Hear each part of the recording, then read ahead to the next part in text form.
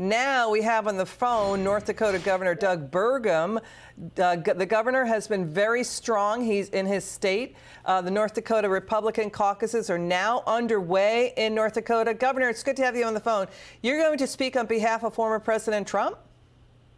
Yes, I am tonight. Honored to do that, and excited that North Dakota is going to give an opportunity to send a message to the whole nation in advance of Super Tuesday that President Trump is going to dominate and win this nomination.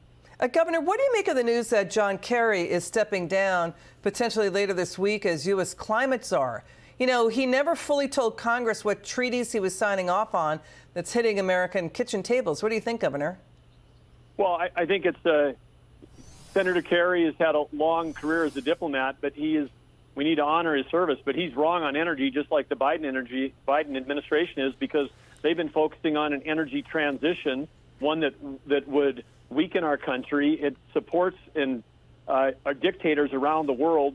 It kills manufacturing jobs. So they're pursuing an agenda which is bad for the United States, and it's actually bad for the environment, because when the U.S. produces energy, we produce it cleaner, safer, smarter, more efficiently than anywhere else in the world. I mean, we should be fighting for a global energy policy where nearly all the energy is made in the U.S. I mean, because the more we do of it, the better it's going to be for the environment. So I'm happy he's retiring because he's been pursuing a strategy. We should be pursuing energy addition. Yeah. The world needs more energy, not just transitioning away from cheap and reliable fuels that we have now. Governor, you know what else is going on? A new statewide Pennsylvania poll by Access Research.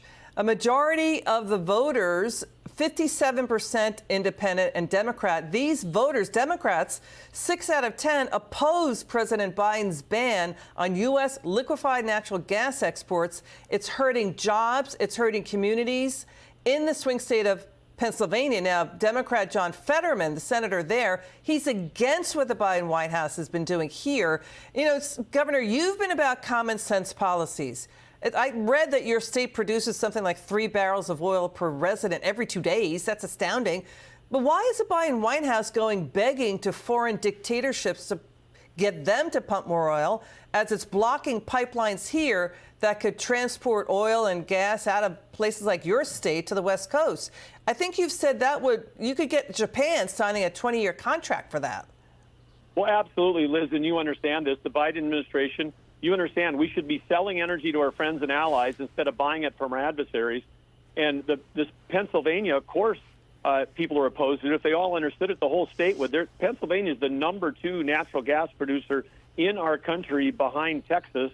And who's got some of the highest energy prices in the country? New England. New Hampshire, 41% of the people in New Hampshire are still burning dirty heating oil to heat their homes. And you know where it was coming from before the Russian invasion of Ukraine? It was coming from Russia, because the Biden administration and the state of New York won't allow a pipeline to go from Pennsylvania to New Hampshire or Connecticut, some of the highest prices in the country. We should have every state in the U.S. have access to clean, reliable U.S. fuel. Yeah, it's really backward-looking stuff out of this White House. Governor Burgum, thanks for joining us tonight.